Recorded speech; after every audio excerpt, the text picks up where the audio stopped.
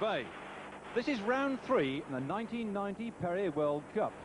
The Paris-Roubaix has the reputation of being the toughest single-day race on the Classics calendar. From around 190 starters, only about 60 were expected to reach the finish. Now, this race is known as the Hell of the North, and thousands of spectators gather alongside the infamous cobble sections to watch the action. Already this year, the World Cup has seen surprise victories, particularly last week. The success by Mario Argentin was the first by an Italian rider to win the Tour of Flanders for 23 years. He'd raced away from a field with 40 kilometres to go. In the finish, he beat his breakaway companion, Rudy Downans, in the sprint. Italian riders don't normally like cobble roads, but the dry conditions certainly helped him in winning that race. But bad luck for Sean Kelly. He fell and broke his collarbone and was out of action for 4 weeks. In the overall World Cup standings, Mario Argentin takes the lead with 43 points.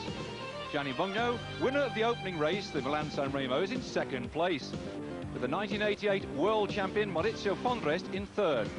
John Tarn is fourth, Gilles de Lyon fifth, and Jean-Claude Colletti is in sixth place. Italian teams dominate the team classification. They fill the top 3 places. Arostir have 17 points, Del Tongo 15 points, and Chateau d'Ax 14. Last year's team winners, PDM, are currently languishing way back in 13th place. But we could see a change today, for Argentin and Bugno are not riding. And that should give Maurizio Fondrest a chance to take the lead in this very tough race. Fondrest, the previous world champion, was in fine form in the Tour of Flanders. But another rider tipped to do well is the world #1, Laurent Fignon. He's so far failed to finish the first 2 rounds. And the 265-kilometre course running almost due north from Compiègne to Roubaix near the Belgian border should really suit Fignon. It's dry, there's a slight headwind, but it's those dreaded cobbles that cause damage to bikes and bodies. There's 57-kilometre cobbles, they're all in the last third of the race. Roads are very narrow, and crashes and punctures can create havoc, particularly when riders are tired from several hours of racing over very, very rough conditions. We pick up the action now with some 38 kilometres to go. In the lead, Eddy Planckaert of Belgium, Marshal Gaillon of France, and Van Koolberg. These 3 riders have a lead of 45 seconds on the group, which includes Laurent Fignon. There is Planckaert moving forward, alongside number 44, Gaillon. The lovely sunny weather has made this race something this time of a faster section through the cobbles, but the headwind has slowed them down when they've got to the smooth surface. A chance, therefore, for a drink, and a very welcome one, too, for Van Kiersbulk, 25 years of age. He only had 1 success last year. And here, leading the chase, Van Hooijdonk. Looks like he's broken away, a bit of a gap opening up. The Butler team, a new one on the road, but many of them racing last year together, know the tactics. And look there, see that red and yellow jersey coming across to stop Van Hooijdonk going away. Those are the tactics of the Panasonic squad, because they've got Eddy Planckaert in the lead. Planckaert, a wily old fox. Last year, if you watched our coverage of the Paris-Roubaix, you remember that he fell off on a corner with about 15 kilometres to go and was unable to get up with the action and finished in 5th place. He's up there in those leading 3, and his teammates marking at the back to ensure that none of these riders can get up to him. There at the back of the string, that's Laurent Fignon, 101, and moving through number 31 in the pale blue jersey, Duclos Lascelles, already showing the scars on the side of his jersey from a fall. It's been one of those tough days today when you just touch a wheel and down you go. Not muddy like we've seen in the past. In fact, there's been a tremendous amount of dust storm on the narrow sections of the course, making it very dry for these riders, and plenty of drinks being handed up. Settling down now, those 3 men, surely they can't stay away to the finish. Just a vital 45 seconds. Fignon powering away to try and pull them back. Fignon almost without help at the moment. There's got to be a lot of team tactics in this race. And there, Marshal Gaillon checking the route. Many of these riders have on their handlebars a little computer which reads down the distance covered, and you can just about see it, that little green spot there, that little green mark on his handlebars, that is his computer, and there he can read how far it is to go. Planckaert, though, hasn't got a computer on his handlebars. He knows how far it is to go, Plancard 5th last year, 15th in 88, 16th in 87, 28th in 86 and 6th in 85. Plancard undoubtedly, of these three breakaway riders, is the one with the great experience over this very, very tough course. Looking back down to see the action coming up, Moto 2 shows us that this is the second camera picking up that chasing group. One time they were down to 15 riders when they came up out of the forest. We had an early breakaway when Yoho was away, out in the lead, got something like 11 minutes lead at one time, a tremendous performance, joined by two other riders. They were snaffled up. There goes Fignon.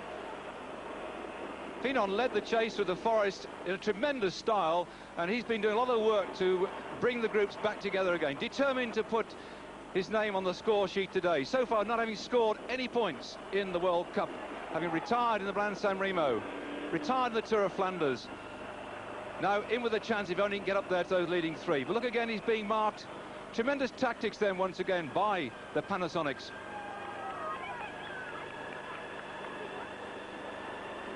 They've got a tremendous number of riders here actually in this group. Looking through, there's the three leaders yet again. Marshall Gaillon, Eddie Plancard and Van Kersbulk. Plancard will know from the comments coming up from his team car that behind in that main bunch of something like 40 riders, there's Jean-Marie Vampers, who won this race last year. Urs Frull is also in there. See those red and yellow and blue jerseys? Olaf Ludwig is also in that group. And John Tarlin as well. Alan Piper retired earlier on. We saw him on the side of the road, and he had some problems, but still a tremendous job being done by these Panasonics to mark every move. See again, two of the riders going up to the front to slow down that break at the front, therefore no chance of the PDM rider to accelerate across that gap. Still there, Eddie Plancard, Marshall Gaillon and Van Kersbulk. He's gone through now in the blue and white jersey. Looking back, Plancard trying to see if there's anybody coming through those following vehicles. The yellow car behind these three riders, that's a neutral service vehicle. They pull that one forward so that if they do puncture, they'll be able to get a spare wheel off that vehicle. There's no way they're going to bring up the team cars behind those three, because with only 45 seconds it provides something of a stepping stone for this group to try and close up. And it's quite a significant group now. The sun on their backs, but the wind in their faces, and a scintillating 45 seconds gap between them and the three leaders.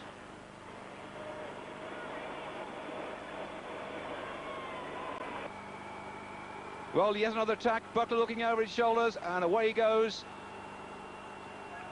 Really, the tactics have got to be, Buckler have got to do the chasing down now. PDM will try and get up there as well and help them, and Panasonic have got to do the blocking. Toshiba had all sorts of troubles early on. We saw Marc Madio having to change his bike. Tremendous amount of problems that he had, and so rather thinned down their ability to slow down the chase.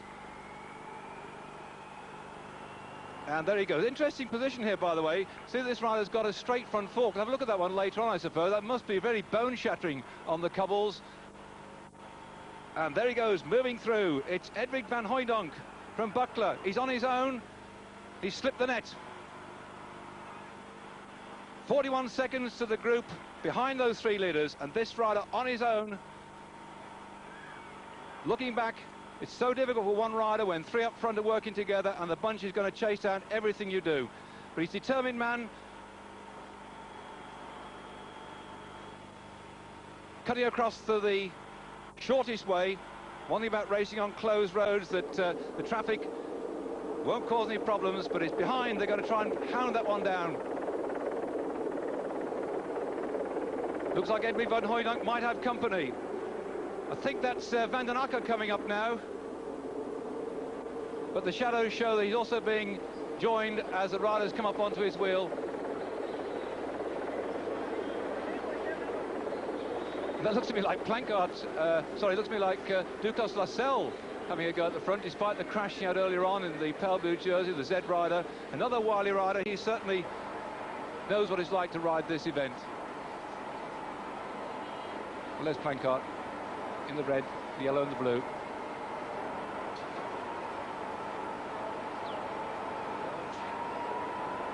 Now the yellow service vehicle has gone forward. There must be somebody coming up from behind. They're moving the motorbikes through so that riders can't take shelter on their way up to this little group, and Plancard's recognised that there could be somebody coming up. It was Van Hooydonk we saw before trying to close that gap. And here he is. What a stylish rider he is too. Looking down there at his bike, got a very long handlebar stem sticking out with a special piece of extra protection there, and a very long saddle pin too as well. He's a very tall rider, and he's going to get up there to them as well. Beautiful, stylish piece of pedalling by Van Hooydonk. Well, Jan Raas, the team manager of Buckler, must be pleased with his man's performance. Jan Raas, also a previous winner of this great race from Paris to Roubaix. Well, he's made it very quickly indeed. That just shows that riders can jump the gap, and that should add some strength to the three at the front. Look at the galaxy of Cameron behind him. So there's confirmation of the leading group. Eddie Plancard, the Belgian rider. Marshal Gaillon from France. Van Kisburg from Belgium. Van Hooydonk from Belgium. So this race, which has been for so many years a Belgian benefit, they're now outnumbering the other riders. Gaillon from France trying to win this race. The French have not been reasonably successful in this race for some years now. We've got to look way back to the days of Bernard Hinault in 1981. Can Marshal Gaillon score for France? Look at the determination on Van Hooydonk's face. Out of the saddle. Won the Tour of Flanders last year. He was third in the Paris-Roubaix. That's him in the blue and white. So the chasing group now. See still two of the Panasonic riders in red and yellow. In there, one of the Wyman riders, looks like Thomas Wegmuller as well. And one of the PDM saying, come on through, Thomas, it's your turn, have a go. And here's Duclos Lascelles. There they are. And unlucky 13, Rudy Downlands. He's in that little group. Well, he certainly would like to try and score today to help his position in the overall World Cup. That's him there, number 13 in the PDM colours. So then, as they head in toward the finish, for more exciting action from the Paris-Roubaix, join us after this break.